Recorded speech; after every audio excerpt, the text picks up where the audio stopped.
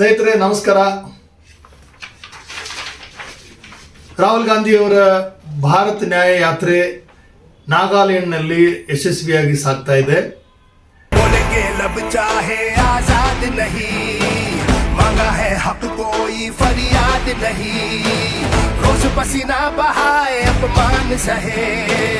गरीब का घर फिर भी आबाद नहीं. कहाँ है न्याय, कहाँ है न्याय. काम की खोज है, पैरों में है छाले. हक को तरसते भारत बनाने वाले. हर जुबां पे है ताने, बोल किसने डाले. है गुरूर जैसा सच छुपाने वाले. अब तो लेके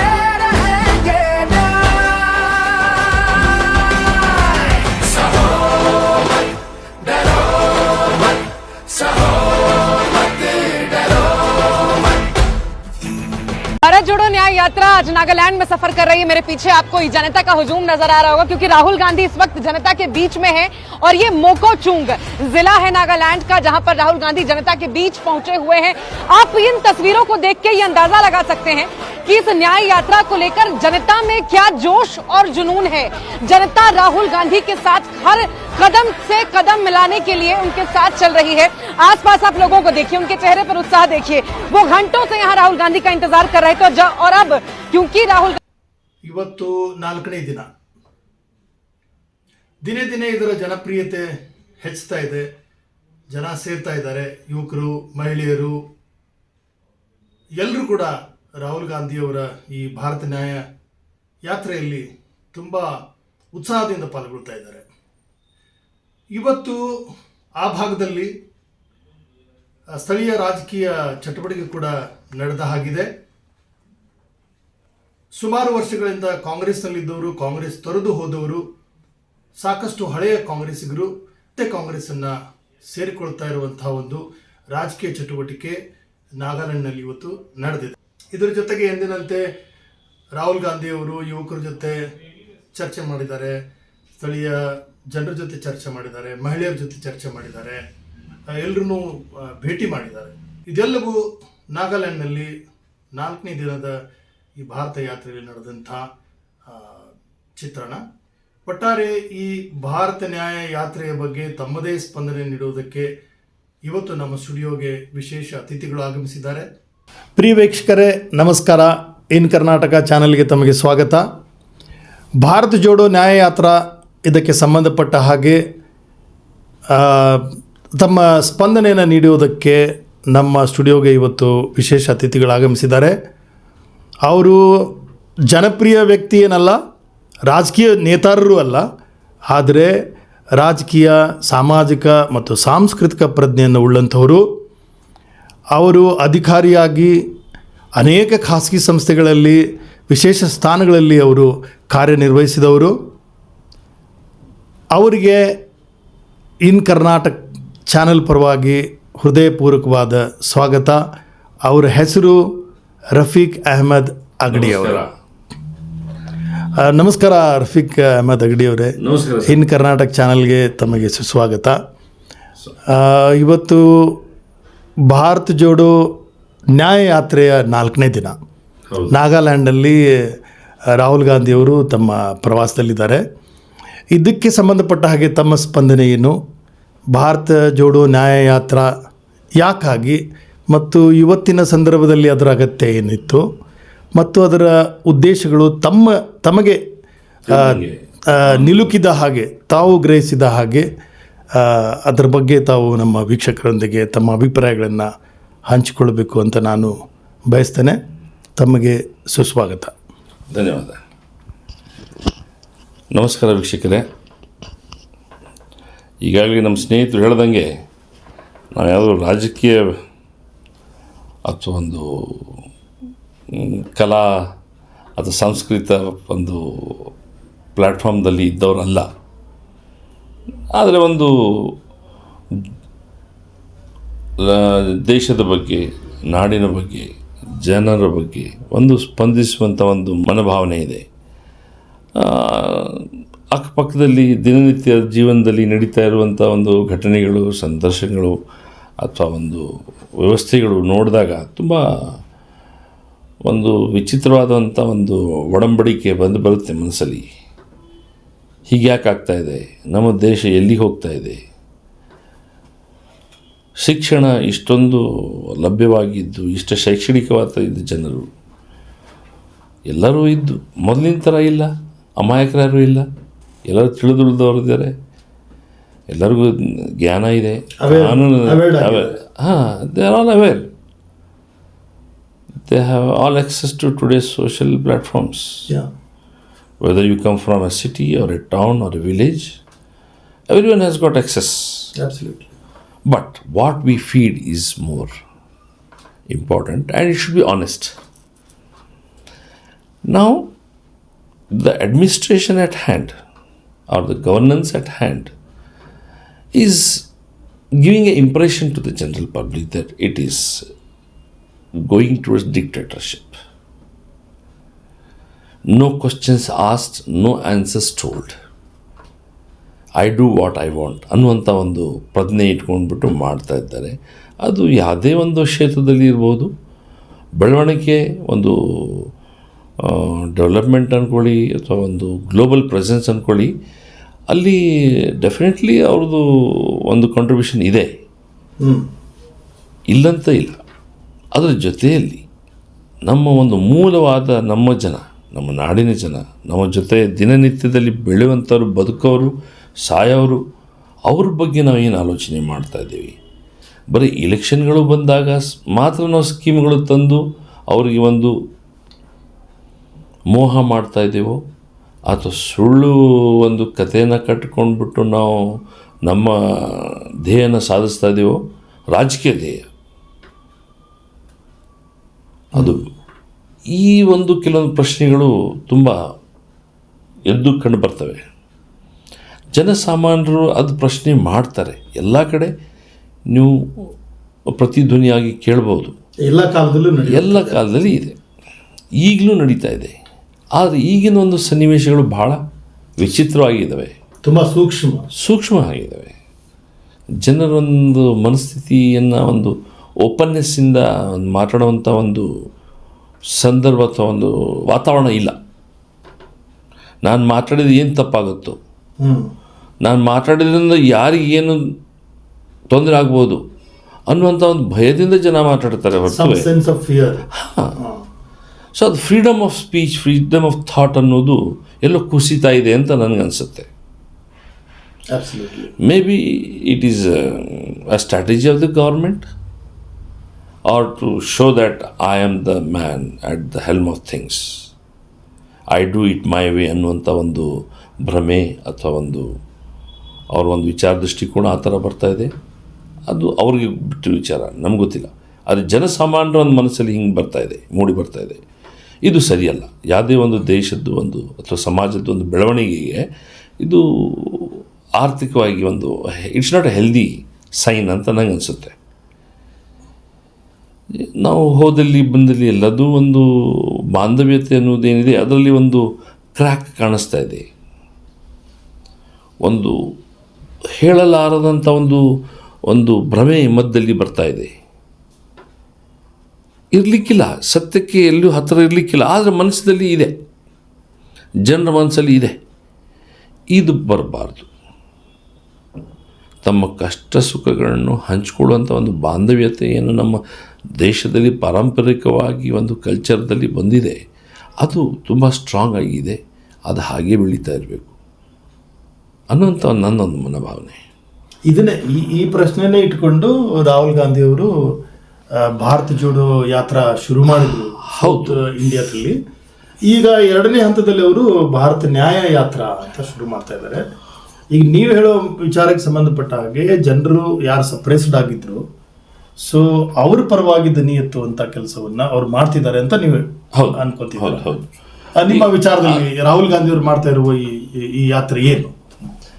ಅದು ಒಂದು ನಮ್ಮ ಕಡಬಡವರು ಅಥವಾ ನಮ್ಮ downtrodden people, deprived sections of the society ಏನಂತೇವೆ ನಾವು, ಅದು ದಲಿತರಾಗ್ಬೋದು ಅಥವಾ ಸಣ್ಣ ಪುಟ್ಟ ಕೈಗಾರಿಕೆದವರು ಇರ್ಬೋದು, ಇದು ವ್ಯಾಪಾರಸ್ಥರಾಗ್ಬೋದು, ಅಥವಾ ದಲಿತರು, ಬಡವರು, ಕಡಬಡವರು, ಅಶಿಕ್ಷಣಿತವಾಗಿದ್ದವರು, ಅವ್ರಿಗೆ ಎಲ್ಲಿ ಅಪರ್ಚುನಿಟಿ ಸಿಗದೇ ಇದ್ದ downtrodden people of the society, ನಿರುದ್ಯೋಗಿಗಳಾಗಲಿ, ಯುವಕರು ಇದ್ದಾರೆ.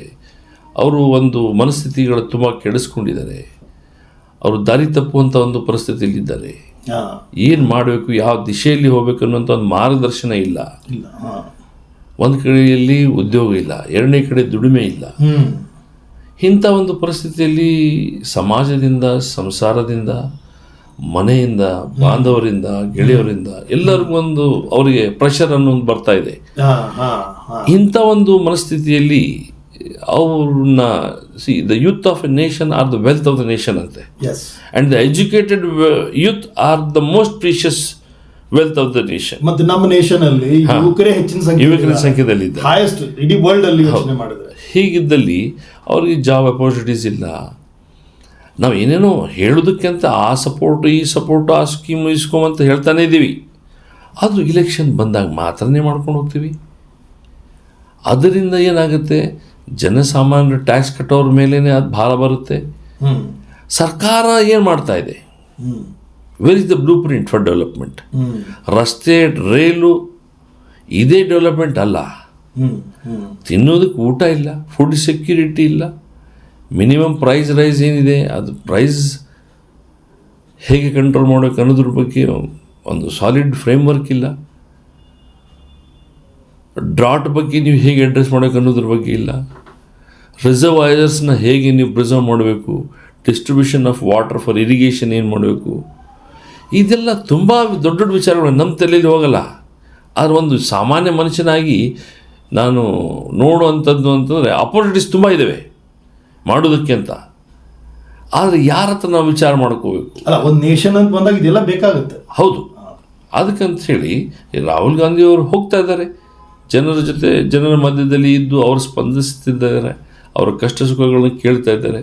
ಅವರ ಆಕಾಂಕ್ಷೆಗಳು, ಅಪೇಕ್ಷೆಗಳು ಒಂದು ಸರ್ಕಾರದಿಂದ ಅಥವಾ ಒಂದು ಆಡಳಿತ ವರ್ಗದಿಂದ ಏನಿರಬೇಕು, ಹೇಗಿರಬೇಕು ಅನ್ನೋದ್ರ ಬಗ್ಗೆ ಸುಳ್ಳು ಆಶ್ವಾಸನೆಗಳು ಕೊಟ್ಟು ಜನರಿಗೆ ನಿರಾಶೆ ಮಾಡಿದ್ದಾರೆ. ಅದ್ರ ಬಗ್ಗೆ ಒಂದು ದಾರಿ ತೋರಿಸಿ ಅಂತಂತ ಜನ ಕೇಳ್ತಾ ಇದ್ದಾರೆ. ಅದು ನಿಜಾನೂ ಹೌದು. ಯಾರು ಕೇಳೋರೊಬ್ಬರು ಬೇಕು, ಕೇಳಲವರೇ ಇಲ್ಲ ಅಂತಂದರೆ ಯಾರ ಹತ್ರ ಹೇಳ್ಕೋಬೇಕು ಜನ? ಅದೇ ಡೆಮಾಕ್ರಸಿಯಲ್ಲಿ ಯಾರಾದ್ರೂ ಪ್ರಶ್ನೆ ಎತ್ತಬೇಕು. ಅದು ಇಲ್ಲ ಅಂತಂದಾಗ ಏನು ಮಾಡ್ತಾರೆ? ದಾರಿ ತಪ್ಪಿ ಹೋಗ್ತಾರೆ, ಆ್ಯಂಟಿ ಸೋಷಿಯಲ್ ಆ್ಯಕ್ಟಿವಿಟೀಸಲ್ಲಿ ಹೋಗ್ತಾರೆ, ಕಳಬರಿಕೆ ಕೆಲಸ ಮಾಡ್ತಾರೆ, ದೂಚುವುದು, ದರೋಡೆ ಮಾಡೋದು, ಇದೆಲ್ಲ ಆ್ಯಂಟಿ ಸೋಷಿಯಲ್ ಆ್ಯಕ್ಟಿವಿಟೀಸ್ಗೆ ಹೋಗ್ತಾರೆ. ಇದರಿಂದ ಯಾರಿಗೆ ಲಾಭ? ಏನು ಡೆವಲಪ್ಮೆಂಟ್ ಆಗ್ತಾಯಿದೆ? ನಿಜವಾದ ಡೆವಲಪ್ಮೆಂಟ್ ಆಗುತ್ತಾ ಅನ್ನುವಂಥ ಒಂದು ಪ್ರಶ್ನೆ ನಾವು ಕೇಳಬೇಕನ್ನುವಂಥ ಪರಿಸ್ಥಿತಿಯಲ್ಲಿ ಇದ್ದೀವಿ ನಾವು. ಅದೇ ಪ್ರಶ್ನೆನ ರಾಹುಲ್ ಗಾಂಧಿ ಈಗ ಪ್ರತಿಯೊಬ್ಬರ ಮುಂದೆ ಇಡ್ತಾ ಇದ್ದಾರೆ. ನನಗೇನನ್ಸುತ್ತೆ ಅಂದರೆ, ಈ ಅಪ್ರೋಚ್ ಸರಿನಾ? ರಾಹುಲ್ ಗಾಂಧಿ ಅವರು ಈಗಿನ ರಾಜಕೀಯ ಸಂದರ್ಭದಲ್ಲಿ ಜನರ ಬಳಿ ಹೋಗ್ತಾ ಇದ್ದಾರೆ, ಪ್ರಜಾಪ್ರಭುತ್ವವಾಗಿ ಅದು ಮಾಡಲೇಬೇಕಾದಂಥ ಕೆಲಸ. ಬಟ್ ಅವರ ಅಪ್ರೋಚ್ ನಿಮ್ಮ ಪಾಯಿಂಟ್ ಆಫ್ ವ್ಯೂನಲ್ಲಿ, ಯಾಕಂದರೆ ನೀವು ಜನರ ಜೊತೆ HR ಆ ಪರಿಸರದಲ್ಲಿ ಬೆಳೆದವರು, ಜನಸಮೂಹ ಜೊತೆ ಬೆಳೆದವರು. ಸೊ ಈ ಅಪ್ರೋಚ್ ರಾಹುಲ್ ಗಾಂಧಿ ಅವರು ಏನೊಂದು ಸಾಫ್ಟ್ ಅಪ್ರೋಚ್ ಇಟ್ಕೊಂಡಿದ್ದಾರೆ ಜನರ ಹತ್ರ. ನನಗನ್ಸೋ ಮಟ್ಟಿಗೆ ಅವರು ಮಾಡ್ತಿರೋದೇನೋ ಅದು ಉದ್ದೇಶ ಒಳ್ಳೆಯದು. ಅವರು ಪ್ರಯತ್ನ ಮಾಡ್ತಾ ಇರೋದು ತುಂಬ ಪ್ರಶಂಸೆ ಮಾಡುವಂಥದ್ದು.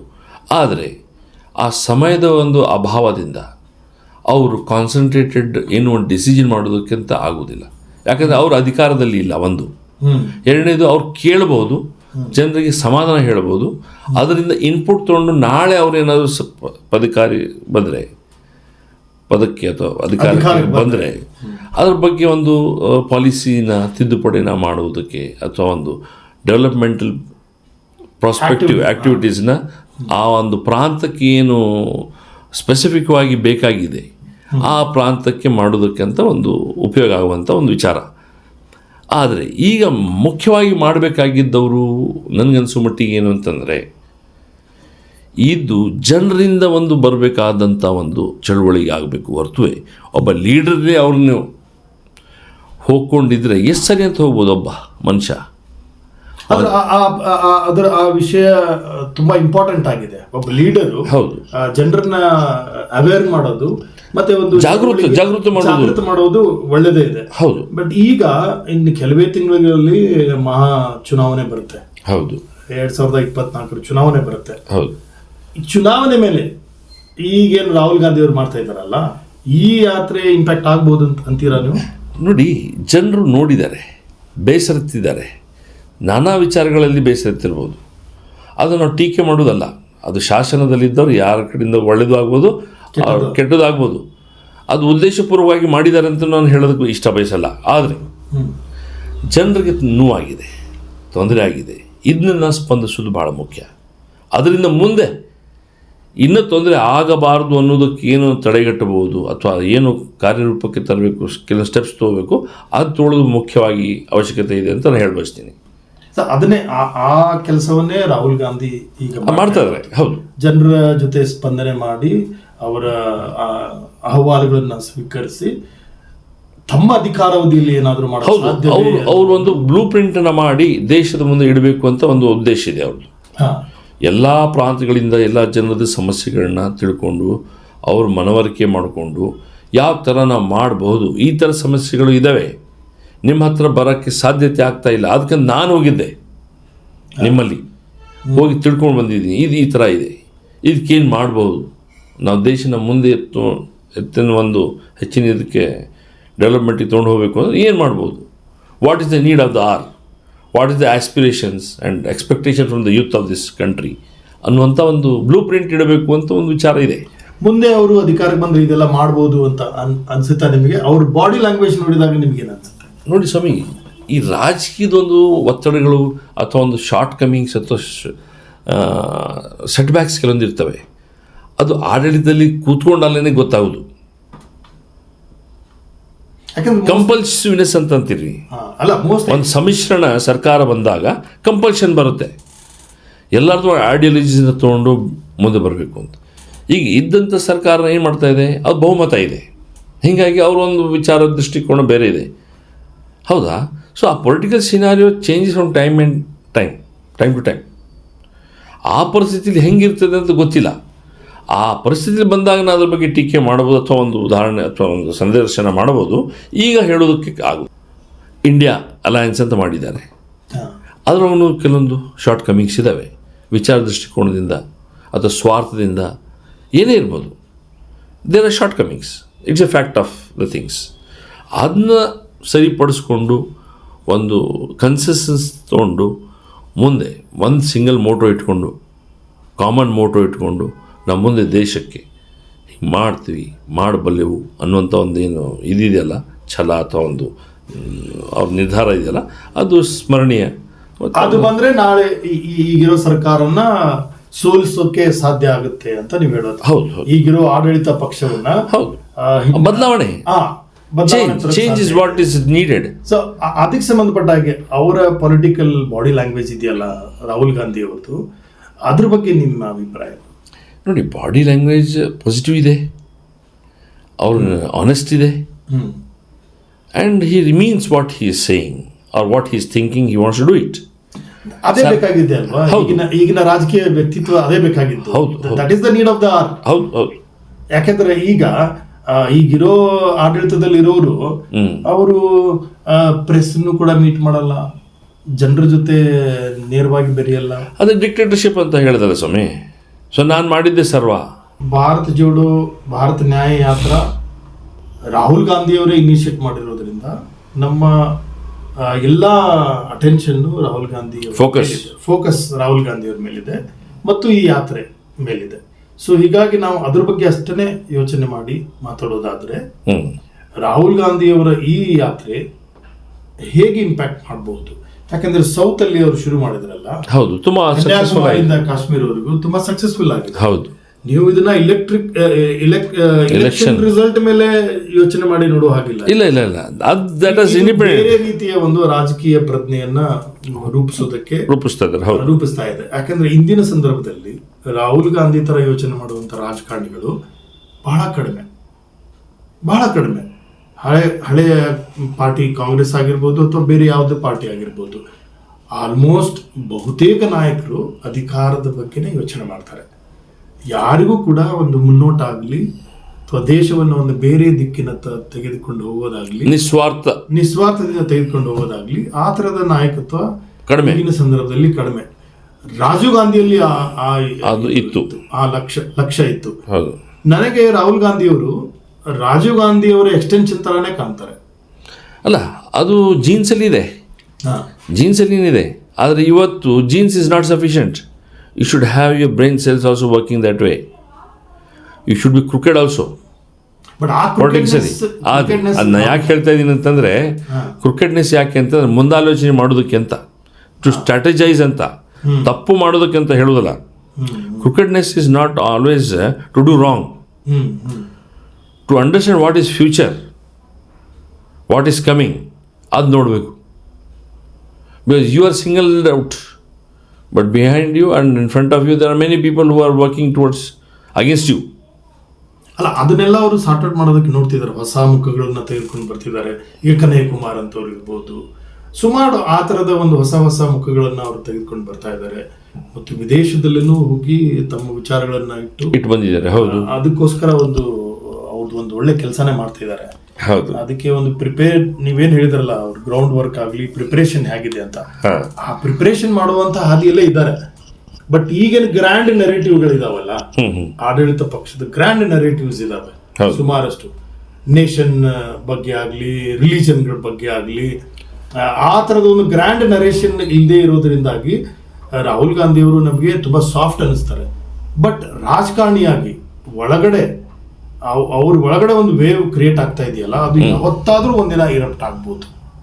ಆ ಇರಪ್ಟ್ ಆಗುವಂತ ಸಾಧ್ಯತೆ ಇದೆ. ಭಾರತೀಯ ನ್ಯಾಯ ಯಾತ್ರೆಯಲ್ಲೇನೆ ನಿಮ್ಗೆ ಇದೆ ಕಂಡು ಬರುತ್ತೆ.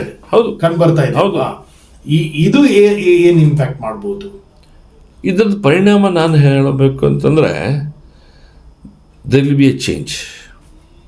Definitely change, and positive change will happen.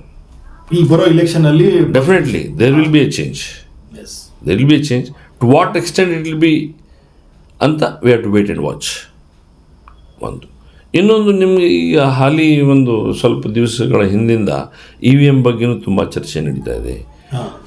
ಅದ್ರ ಬಗ್ಗೆನೂ ಒಂದು ಮಾತು ಹೇಳಬೇಕು ಅಂತ ಅನಿಸಿದರೆ, EVM technology wise okay, fast, efficient, collation of votes, declaration of results, simultaneous elections ಎಲ್ಲ ಆಗ್ತಾ ಇದೆ, ಟೈಮ್ ಬಾಂಡಲ್ಲಿ ಆಗ್ತಾ ಇದೆ. It's all good. But people have time and again question the authenticity, genuinity of the EVM machines. The Election Commission of India, the Supreme Court of India, and the ruling government, along with the opposition government, or if I can say it, all the elected members or representatives of the people sitting at the Lok Sabha, Rajya Sabha, had to give one voice saying that yes, we'll testify it to prove that there are no wrongdoings in the EVM anta. Do that openly. ಆ political will ಬರ್ತಾ ಇಲ್ಲ ಈಗ. ಅದಿಲ್ಲ ಅಂತಂದ just do away with that. Go to ballot paper. Do it. ಈಗ ಅದು ತುಂಬಾ ನಡೀತಾ ಇದೆ ಸುಪ್ರೀಂ ಕೋರ್ಟ್ ಅಲ್ಲೂ ಕೂಡ ಅದರ ಬಗ್ಗೆ ಅನೇಕ that is what I am telling sir. General public ಮನಸ್ಸಲ್ಲಿ ಏನಿದೆ ಅದನ್ನ ನೀವು ಸ್ಪಂದಿಸಲಿಲ್ಲ ಮತ್ತು ನೀವು ಆಡಳಿತದಲ್ಲಿ ಇದು ಉಪಯೋಗಿಲ್ಲ. ದಟ್ಸ್ ವಾಟ್ ರಾಹುಲ್ ಗಾಂಧಿ ಅದನ್ನೇ ಅಡ್ರೆಸ್ ಮಾಡಕ್ ಹೊರಡ್ತಾ ಇದ್ದಾರೆ. ಭಾರತ ಜೋಡೋ. ಈಗ ನಾನು ಜನಸಾಮಾನ್ಯವಾಗಿ ನಾ ಎಲ್ಲ ಹೋಗಿ ಮೋದಿ ಅವ್ರನ್ನ ಭೇಟಿ ಹಾಕಾಗಲ್ಲ. ಎಸ್, ಹೌದಾ? ಸೊ ರಿಪ್ರೆಸೆಂಟೇಟಿವ್ಸ್ ಅಂತ ನಮ್ಮವ್ರು MLAಗಳು ಇದ್ದಾರೆ, MP ಗಳು ಇದ್ದಾರೆ, ರಾಜ್ಯಸಭಾ ಮೆಂಬರ್ಸ್ ಇದ್ದಾರೆ. They have to go. They have to voice our opinions. They have to express our feelings. They have to come to a consensus. They are, after all, representatives of us. They are not landed from the skyrocket, Allah. Yes. They are one among from us only. Yes, absolutely. ನೀವು ಈಗ HR ಅಲ್ಲಿ work ಮಾಡಿದವರು, ಆಮೇಲೆ employees ಜೊತೆ deal ಮಾಡಿದವರು, ಹೌದು, job ಅಪಾರ್ಚುನಿಟಿನ create ಮಾಡೋದ್ರ ಬಗ್ಗೆ ನೀವು ಯೋಚನೆ ಮಾಡಿದವರು, ಹೌದು. ಸೊ ಜಾಬ್ ಅಪಾರ್ಚುನಿಟಿಯನ್ನು ಹ್ಯಾಕ್ ಕ್ರಿಯೇಟ್ ಮಾಡ್ಬೋದು ಕರೆಂಟ್ ಸಿನಾರಿಯೋನಲ್ಲಿ? ನಿಮಗೆ ಒಂದು ಅವಕಾಶ ಸಿಕ್ಕರೆ ರಾಹುಲ್ ಗಾಂಧಿ ಅವ್ರನ್ನ ಭೇಟಿ ಆಗೋದಕ್ಕೆ, ಈಗಿರೋ ಅನ್ಎಂಪ್ಲಾಯ್ಮೆಂಟ್ ಅನ್ನ ಕರ್ಬ್ ಮಾಡೋದಕ್ಕೆ, ಅಥವಾ ಅದನ್ನ ಕರ್ಬೇಕು ಮಾಡ್ತೀರಿ? ಅಲ್ಲ, ಅನ್ಎಂಪ್ಲಾಯ್ಮೆಂಟ್ ಪ್ರಾಬ್ಲಮ್ ಏನಿದೆಯಲ್ಲ, ಆ ಅನ್ಎಂಪ್ಲಾಯ್ಮೆಂಟ್ ಕಡಿಮೆ ಮಾಡಿ ಎಂಪ್ಲಾಯ್ಮೆಂಟ್ ಅಪಾರ್ಚುನಿಟೀಸ್ನ ಅದನ್ನ ಅಡ್ರೆಸ್ ಮಾಡೋದಕ್ಕೆ ಮತ್ತು ಹೊಸ ಜಾಬ್ ಅಪಾರ್ಚುನಿಟಿಯನ್ನ ಕ್ರಿಯೇಟ್ ಮಾಡೋದಕ್ಕೆ ನೀವೇನು ಸಲಹೆ ಕೊಡ್ಬೋದು? ಸಪೋಸ್ ನಿಮಗೆ ರಾಹುಲ್ ಗಾಂಧಿ ಅವ್ರನ್ನ ಭೇಟಿಯಾಗುವ ಅವಕಾಶ ಸಿಕ್ಕರೆ, ಅಥವಾ ರಾಹುಲ್ ಗಾಂಧಿ ಅವರಿಗೆ ನಿಮ್ಮ ಸಲಹೆ ಏನಾಗ್ಬೋದು? ನೋಡಿ, different class and category of people are ready for doing different category of jobs. Everyone is working. A Hamali is also working. A IAS officer is also working. A politician is also working. A bureaucrat is also working. Everyone is working. Yes. Depending upon the opportunities, the qualification, the knowledge, skill, and need of the hour. I may be skilled, I may be well qualified, but I don't have opportunity. So, I'm doing a food vending machine outside somewhere on the street. Survival is important for me. Yes. So, by doing this, we are not only killing the talent in our youth, but we are not giving them opportunities to come forward and contribute for the nation's development in their particular skill sets. So, on the categorization ಮಾಡಿ, you have to come out with a recruitment policy for the whole nation. ಈಗಿರೋ current ಸಿನಾರಿಯೋನಲ್ಲಿ available ಸೋರ್ಸಸ್ಸಲ್ಲಿ employment generate ಮಾಡೋದಕ್ಕೆ ಎಲ್ಲೆಲ್ಲಿ ಅವಕಾಶಗಳು ಇರ್ಬೋದು ಅಂತ ನೀವು ಅಂದಾಜು ಮಾಡ್ಬೋದು? ಎಲ್ಲ ಸೆಕ್ಟರ್ಸಲ್ಲಿ ಇದೆ ಸರ್. ನಿಮ್ಮ ಪೊಲಿಟಿಕಲ್, ನೀವು ಹೇಳ್ದಂಗೆ ಪೊಲಿಟಿಕಲ್ ವಿಲ್ ಇಲ್ಲ. ನೀವು 55 ವರ್ಷ ರಿಟೈರ್ಮೆಂಟ್ ಏಜ್ ಇತ್ತು, 60 ವರ್ಷ ಮಾಡೋಕ್ಕೆ ಯಾರು ಹೇಳಿದ್ರು ನಿಮಗೆ? ನಿಮ್ಮ ಪೊಲಿಟಿಕಲ್ ಕಂಪಲ್ಷನ್ ಸಲುವಾಗಂತ ನೀವು ಮಾಡಿದ್ರಿ. ಈ 5 ವರ್ಷದೊಳಗೆ ಎಷ್ಟು ಜನ ಯೂತ್ಸ್ನ ಅಪಾರ್ಚುನಿಟೀಸ್ನ ನೀವು ಕರ್ವ್ ಮಾಡಿದ್ರಿ? I am not against taking care of the senior people, but you are not applying your mind in making certain policies. Find policies which will suit 20 ವರ್ಷದಿಂದ 45 ವರ್ಷದಲ್ಲಿ ಏಜ್ ಗ್ರೂಪ್ನಲ್ಲಿ ಇದ್ದವರಿಗೆ ನಾನು ಏನು ಕೆಲಸಕ್ಕೆ ಅಂತ ಬಳಸ್ಕೋಬೋದು, ಅವ್ರಿಗೆ ಏನು ಅಪಾರ್ಚುನಿಟೀಸ್ ಕೊಡ್ಬೋದು. ಅದು ಆ ಪ್ರೈಮ್ ಟೈಮ್ ಒಂದು ಪೀಕ್ ಏಜಲ್ಲಿ ಆದಮೇಲೆ ನಾನು ಏನು ಮಾಡ್ಬೋದು? ಸೆಕೆಂಡ್ ಫೇಸಲ್ಲಿ ಅವ್ನಿಗೆ ಆರ್ಫನೇಜಿಗೆ ಕಳಿಸ್ಬೇಕಾ, ಓಲ್ಡ್ ಏಜ್ ಹೋಮಿಗೆ ಕಳಿಸ್ಬೇಕಾ, ಏನು ಮಾಡ್ಬೇಕು ನಾನು ಅವರಿಗೆ? Where you will do? You don't have a plan. Pension ಕೊಡೋದು ಒಂದೇ ಅಲ್ಲ, it's only adding year on year burden to the nation, then finding solutions to it. Okay okay. Pension ಕೊಡೋದಾಗ ಏನಿಲ್ಲ, make secure their life while they are working, so that they are self sufficient after the retirement. Okay. So they don't become a burden to the nation. ಈಗ ಆ ಸ್ಕೀಮ್ಗಳೆಲ್ಲ ಹೋಗ್ತಾ ಇದೆ ಸುಮಾರಷ್ಟು. ಕೆಲವೊಂದು ಕಡೆ ಮಾಡಿದ್ದಾರೆ ಸ್ವಾಮಿ, ಪ್ರೈವೇಟ್ ಸೆಕ್ಟ್ರಲ್ಲಿ ಇಲ್ಲ. That's why social security scheme ಅಂತ PF ಮಾಡಿದ್ದೀರಾ, GPF ಮಾಡಿದ್ದೀರಾ, ಗ್ರ್ಯಾಚ್ಯುಟಿ ಅಂತ ಮಾಡಿದ್ದೀರಾ ಅಲ್ವಾ? ಆದರೆ ಇವೆಲ್ಲ ನಾನ್ ಟ್ಯಾಕ್ಸೇಬಲ್ ಅಂತ ಮಾಡಿ ಸ್ವಾಮಿ. ನೀವು ಎಲ್ಲಾದ್ರೂ ಟ್ಯಾಕ್ಸ್ ತೊಗೊಂಡು ಮಾಡಿದ್ರೆ ಅವನೇನು ಬದುಕಬೇಕಾ, ಸಾಯ್ಬೇಕಾ ಅವನು? ಈ taxation also is a bigger, the income tax also. You are showing something, you are doing something. ಅದ್ರ ಜೊತೆ GSTನೂ ಕೂಡ ಒಂದು ಹೌದು, ಅದು ವ್ಯಾಪಾರಸ್ಥರಿಗೆ ಬಂದೆ. ಇದು ಎಂಪ್ಲಾಯ್ಮೆಂಟ್ ಬಗ್ಗೆ ಮಾತಾಡ್ತಾ ಇದ್ದೀವಿ. ವ್ಯಾಪಾರ ಬಂದಾಗ ಅದ್ರ ಬಗ್ಗೆ ಮತ್ತೆ ಇದೆ. ನನ್ನ ತದ್ನಲ್ಲ, just as a common man I am putting forth my views. Yes. There may be so many other perspectives, technically or from the subject matter, people experts are there who can throw light on this, but they are getting their bread and butter over it, so they are also enjoying. Complications ಎಷ್ಟಿರ್ತವೆ ಅಷ್ಟು ಕನ್ಸಲ್ಟೆಂಟ್ಸಿಗೆ bread and butter ಜಾಸ್ತಿ ಬರುತ್ತಲ್ಲ ಸ್ವಾಮಿ. ಯಾಕಂದ್ರೆ ನೀವು general ಪಬ್ಲಿಕ್ನ ಅಷ್ಟು complicated ಮಾಡಿಟ್ಬಿಟ್ಟಿದ್ರೆ ಕಾನೂನುಗಳನ್ನ, ಅವ್ರಿಗೆ ಅರಿಯೋಲ್ಲ. ಅದು ಕನ್ಸಲ್ಟೆಂಟ್ಸ್ ಹತ್ರನೇ ಬರಬೇಕು. ಕನ್ಸಲ್ಟೆಂಟ್ಸ್ ಅವ್ರು ಬೆಳೆ ಬೇಯಿಸ್ಕೊಂಡು ಆರಾಮಾಗಿದ್ದಾರೆ. ನೀವು ತಪ್ಪು ಮಾಡ್ಕೊಂಡಾಗ ನಾನು ಪ್ರಾಬ್ಲಮ್ ಸಾಲ್ವ್ ಮಾಡ್ತೀನಿ ಬರ್ತೀನಿ. ಅದು ತಪ್ಪು ಮಾಡೋದಕ್ಕಂತ ಯಾಕೆ ಆಸ್ಪದ ಕೊಡ್ತೀರಾ ಸ್ವಾಮಿ? Make your law simple. Law simple ಆಗಬೇಕು ಅಂತ. So there should be a blueprint to help commoner who can willfully contribute to the nation's development. You not have to bring ಕಾನೂನು for that. Okay. ಅಲ್ವಾ? ಸ್ವಾತಂತ್ರ್ಯ ಅನ್ನೋದಿರಬೇಕು. ಎಷ್ಟೋ ಜನ ಓದಿ ಸ್ನಾತಕೋತ್ತರ ಮಾಡಿಕೊಂಡು ಮತ್ತೆ ಅವ್ರದ್ದು ಜಮೀನುಗಳು ಇತ್ತು, ಅವ್ರು ಮಾಡ್ಕೊಂಡು ಹೋಗ್ತಾ ಇದ್ದಾರೆ. They have some employment. ಕೆಲವೊಬ್ಬರು ಬೇಸರ ಎತ್ಬಿಟ್ಟು ಎಲ್ಲೋ ಒಂದು ಕಡೆ ಒಂದು ಸ್ವಲ್ಪ ದುಡ್ಡು ಸೇವಿಂಗ್ ಮಾಡ್ಕೊಂಡಿದ್ದಾರೆ, ಊರ ಕಡೆ ಹೋಗಿ ಜಮೀನು ತೊಗೊಂಡು ಅಲ್ಲೇನೇನೋ ಮಾಡ್ಕೊಂಡಿದ್ದಾರೆ. So are we not wasting a natural skill, natural knowledge, national treasure. So these are all the things which we have to think about. Over a 10 minutes conversation, we cannot do that. Yes. It needs deep thoughts, systematic approach, and people who are expert in the various areas. They have to come together. A think tank should be made to think on all these things holistically. ಆವಾಗ ಒಂದು 100% ಆಗುತ್ತೆ ಅಂತ ಹೇಳಲ್ಲ ನಾನು. ಅದು 20% firm up ಆಗಲಿ. In next 5-10 years, it will be, we'll achieve about 80%. That itself is enough. ಅದು sustainable model ಇರಲಿ ಅಂತ ಅನ್ನೋದು ನಾನು. Exactly that's what different economy expert ಜೊತೆ. ಸರ್, ಇನ್ನೊಂದು ಸ್ಮಾಲ್ ವಿಷಯ ಹೇಳ್ತೀನಿ ನಿಮಗೆ. ನಮ್ಮ ಇನ್ಫ್ರಾಸ್ಟ್ರಕ್ಚರ್ ತುಂಬ ಅದ್ಭುತವಾಗಿ ಮಾಡ್ತಾ ಇದ್ದೀವಿ ನಾವು. ವಂಡರ್ಸ್ ಆಫ್ ದ ವರ್ಲ್ಡ್ ಕ್ಯಾಟಗರಿಲಿ ಹೋಗುವಂಥ ಇನ್ಫ್ರಾಸ್ಟ್ರಕ್ಚರ್ ಡೆವಲಪ್ಮೆಂಟ್ ಮಾಡ್ತಾ ಇದ್ದೀವಿ ನಾವು. ಲಕ್ಷ ಕೋಟಿಗಟ್ಟಲೆ ಪ್ರಾಜೆಕ್ಟ್ಸ್ನ ಮಾಡ್ಕೊಂಡು ಮಾಡ್ತಾ ಇದ್ದೀವಿ. ಅದರಿಂದ ಏನಾಗ್ತಾ ಇದೆ ಸ್ವಾಮಿ? Important question. ಏನಾಗ್ತಾ ಇದೆ?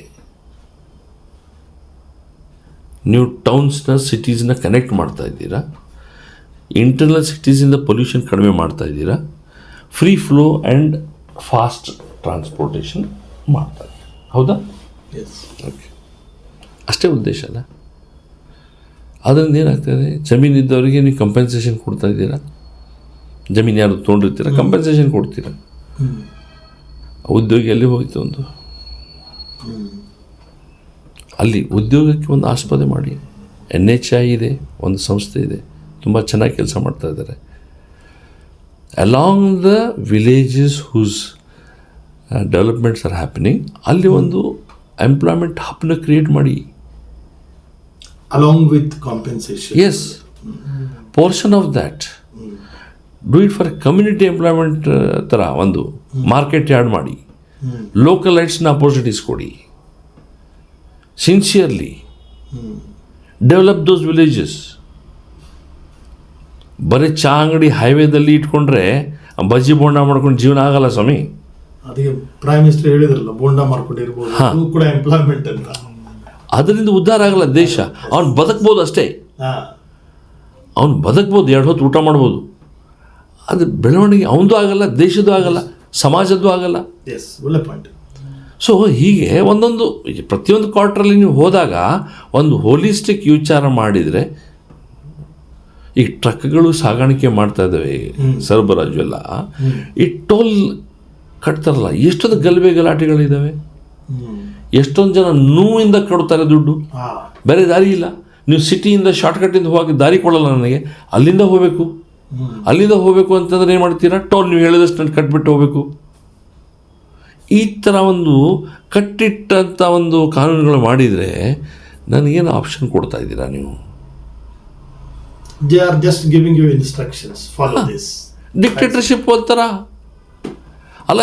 ಕೋಟಿಗಟ್ಟಲೆ ನಾನು ರೋಡ್ ಮಾಡಿಸಿದ್ದೀನಯ್ಯ, ಲಕ್ಷ ಕೋಟಿಗಟ್ಟಲೆ ರೋಡ್ ಮಾಡಿಸಿ, ಅಲ್ಲಿಂದ ಹೋಗಿ ಅಂತಂತ. ಅದಕ್ಕೆ ಡೀಸೆಲ್ ದುಡ್ಡು ಹಂಗೆ ಕೊಡ್ತಾನಪ್ಪ. ಮುಂಬೈನಲ್ಲಿ ಅದೇ ಸಮಸ್ಯೆ ಆಗ್ತಾ ಇದೆ ಈಗ. ಸಿ ಮೇಲೆ ಒಂದು ಮೊನ್ನೆ ಮಾಡಿದ್ರು. ಹೌದು, ಅದು ಈಗ ತುಂಬಾ ಟೋಲ್ ಜಾಸ್ತಿ ಆಯಿತು ಅಂತ ವಾದ ಶುರು ಆಗಿದೆ. ಇಲ್ಲಿ ಅದು ವಾದ ವಿವಾದಗಳು ಇರ್ತವೆ. I am not going. Bengaluru Mysuru corridor ಅಲ್ಲೂ ಕೂಡ ಈ ಸಮಸ್ಯೆ ಹೌದು ಇದೆ. ಆ ಟೈಮ್ ಸೇವ್ ಆಗ್ತಾ ಇದೆ. ಹೌದು, ಟೈಮ್ ಸೇವ್ ಆಗ್ತಾ ಇದೆ. ಯಾರಿಗೆ ಟೈಮ್ ಸೇವ್ ಮಾಡೋಗ್ತಾ ಇದ್ದೀರಾ ನೀವು? What is the percentage of people are getting benefit of the time saving? ಅದು ಆ ಬಗ್ಗೆ ಯೋಚನೆ ಮಾಡಿಲ್ಲ. ಡೆವಲಪ್ಮೆಂಟ್ ಮಾಡೆಲ್ ಅಲ್ಲಿ ಈ ತರದೆಲ್ಲ ಮಾನವೀಯ ಅಂಶಗಳನ್ನು ಸೇರಿಸಬೇಕು ಅಂತ ನೀವು. So minute point of view ಇಂದ you have to address those issues. ನಾನು ಬೆಂಗಳೂರು ಮೈಸೂರಿಂದ ದುಡಿಯೋಕೆ ಹೋಗ್ತೀನಿ, ಟ್ರೈನ್ ಇದ್ದಾವೆ ನನಗೆ, ಟ್ರೈನಿಗೆ ಹೋಗ್ತೀನಿ ಬರ್ತೀನಿ. ನಾನು ಗೌರ್ಮೆಂಟ್ ಬಸ್ಸಸ್ಸಿಂದ ಹೋಗ್ತೀನಿ ಬರ್ತೀನಿ. ಗೌರ್ಮೆಂಟ್ ಬಸ್ ನೀವು 100 ಮೇಲೆ ಒಳಗೆ ಕೊಡ್ತೀರಾ? ಅದೇ ಈ ಥರದ ಗ್ರ್ಯಾಂಡ್ ನೆರೇಟಿವ್ ಇಂದಾಗಿ ಜನ ಒಂದು ಭ್ರಮೆಯಲ್ಲಿ ಸಿಕ್ಕಾಕೊಂಡಿದ್ದಾರೆ. ಸೊ ಕಾಮನ್ ಇಶ್ಯೂ ನೀವೇನು ಎತ್ತಾ ಇದ್ದೀರಲ್ಲ, ಈ ಅಂಶಗಳ ಬಗ್ಗೆ ಯಾರು ಗಮನ ಹರಿಸ್ತಾ ಇಲ್ಲ. ಹೌದು. ಸೊ ಇದನ್ನೇ ಅಡ್ರೆಸ್ ಮಾಡೋದಕ್ಕೆ ರಾಹುಲ್ ಗಾಂಧಿ ಅವರು ಈಗ ನಾವು ಇಬ್ಬರು ಕೂತ್ಕೊಂಡು ಮಾತಾಡ್ತಾ ಇದ್ದೀವಿ, ಸಾಧ್ಯತೆ ಇದೆ. ಅವ್ರಿಗೆ ಸಮಯ ಎಷ್ಟಿರ್ತದೆ, ಅವರೇ ಜನರ ಜೊತೆ ನಿಂತ್ಕೊಂಡು ಕೂತ್ಕೊಂಡು ಮಾತಾಡ್ಬೋದು.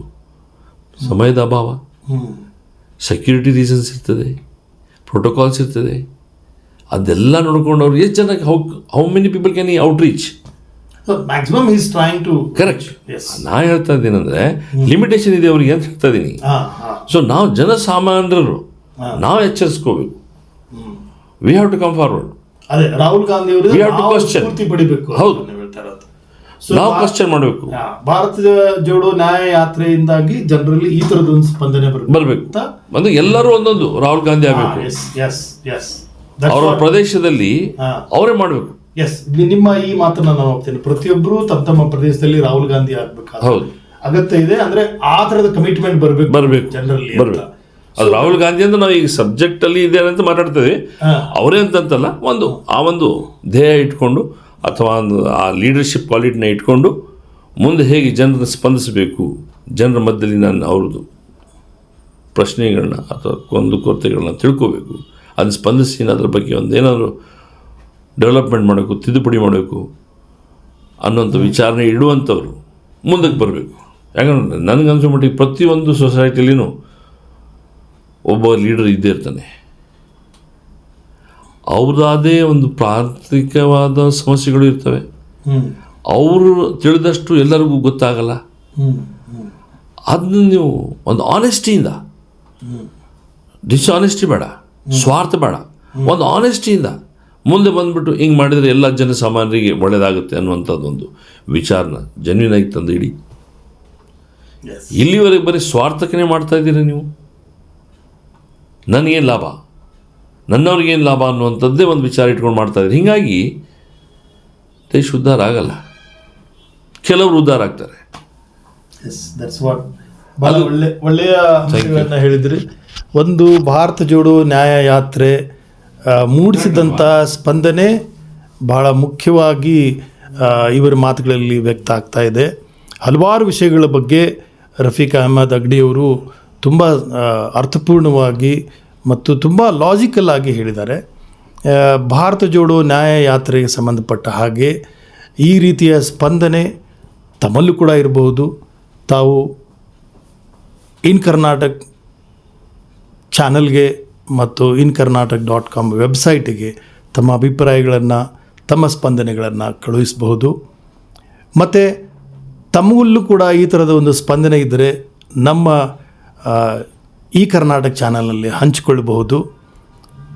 ಮಲ್ಲೇಶ್ವರಂ 18ನೇ ಕ್ರಾಸ್ನಲ್ಲಿ ಬಿ ಕಲ್ಚರ್ ಎನ್ನುವ ಕಚೇರಿಯಲ್ಲಿ ನಮ್ಮ ಸ್ಟುಡಿಯೋ ಇದೆ. ದಯವಿಟ್ಟು ತಾವು ನಮ್ಮ ಸ್ಟುಡಿಯೋಗೆ ಭೇಟಿ ನೀಡಿ ತಮ್ಮ ಸ್ಪಂದನೆಯನ್ನು ನಮ್ಮ ಜೊತೆ ಹಂಚಿಕೊಳ್ಳಿ ಅಂತ ಕೇಳ್ತಾ, ಇವತ್ತಿನ ಅತಿಥಿಯಾಗಿ ಆಗಮಿಸಿದ ರಫೀಕ್ ಅಹಮದ್ ಅಗಡಿ ಸಾಹೇಬರಿಗೆ ಇನ್ ಕರ್ನಾಟಕ ಚಾನಲ್ ಪರವಾಗಿ ಮತ್ತು InKarnataka.com ವೆಬ್ಸೈಟ್ ಪರವಾಗಿ ಅನಂತ ಧನ್ಯವಾದಗಳನ್ನು ಅರ್ಪಿಸ್ತಾ ಇದ್ದೇವೆ. Sir, thank you so much. ತಾವು ಬಂದ್ರಿ ನಮ್ಮ ಸ್ಟುಡಿಯೋಗೆ. ಇನ್ನೇನಾರು ಹೇಳೋದಿದೆಯಾ? ಒಂದು ಲಾಸ್ಟ್ ವಿಚಾರ ಹೇಳ್ಬಿಡ್ತೀನಿ. ಅಬ್ರಹಾಂ ಲಿಂಕನ್ ಬಗ್ಗೆ ಎಲ್ಲರೂ ಕೇಳಿರ್ತೀರ, ಸಾಮಾನ್ಯವಾಗಿ ಓದೋರು ಶಾಲೆಯಲ್ಲೆಲ್ಲ. ಅವ್ರು ಏನಂದ್ರು, ಒಂದು ಒಳ್ಳೆಯ ಒಂದು ಕೋಟ್ ಕೊಟ್ಟರು, democracy by the people, of the people and for the people ಅಂತ. ಇನ್ ದ ರಿಯಲ್ ಸೆನ್ಸ್ನ ಮಾಡೋದಕ್ಕೆ ಪ್ರಯತ್ನ ಮಾಡಬೇಕು, ಬರೀ ಅದು ಒಂದು ಶ್ಲೋಕವಾಗಿ ಉಳಿಬಾರ್ದು ಅನ್ನೋಂಥ ಒಂದು ನನ್ನ ಮನಕಾಮನೆ. Thank you. Thank you so much Rafiq Ahmad Agadi ಸಾಹೇಬ್ರೆ.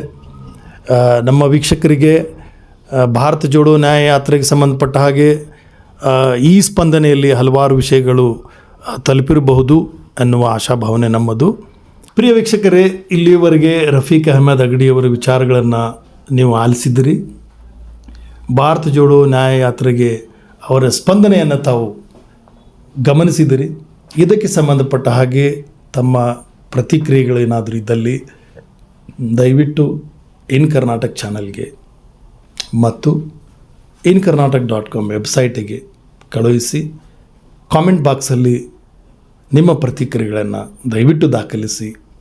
ಈ ರೀತಿಯಾಗಿ ನಾಡಿನ ಹಲವಾರು ಗಣ್ಯರು, ಸಾಂಸ್ಕೃತಿಕ, ಸಾಮಾಜಿಕ ಮತ್ತು ರಾಜಕೀಯ ರಂಗದಲ್ಲಿ ಸಕ್ರಿಯರಾಗಿರುವಂಥ ಹಲವಾರು ಜನರ ಜೊತೆ ನಾವು ಈ ಥರದ ಒಂದು ಸ್ಪಂದನೆಯನ್ನು ತಮ್ಮ ಜೊತೆ ಹಂಚಿಕೊಳ್ಳೋದಕ್ಕೆ ಯೋಜನೆ ರೂಪಿಸ್ತಾ ಇದ್ದೇವೆ. ಎಂದಿನಂತೆ ತಮ್ಮ ಸಹಕಾರ ಇರಲಿ.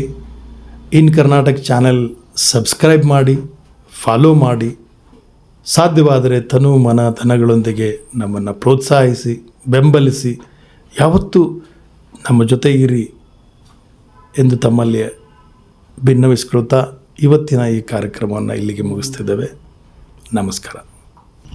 ಇನ್ ಕರ್ನಾಟಕ ಚಾನಲ್ ಸಬ್ಸ್ಕ್ರೈಬ್ ಮಾಡಿ, ಫಾಲೋ ಮಾಡಿ, ಸಾಧ್ಯವಾದರೆ ತನು ಮನ ಧನಗಳೊಂದಿಗೆ ನಮ್ಮನ್ನು ಬೆಂಬಲಿಸಿ ಈ ನಡಿಗೆಯಲ್ಲಿ ನಮ್ಮ ಜೊತೆ ಇರಿ. ನಮಸ್ಕಾರ.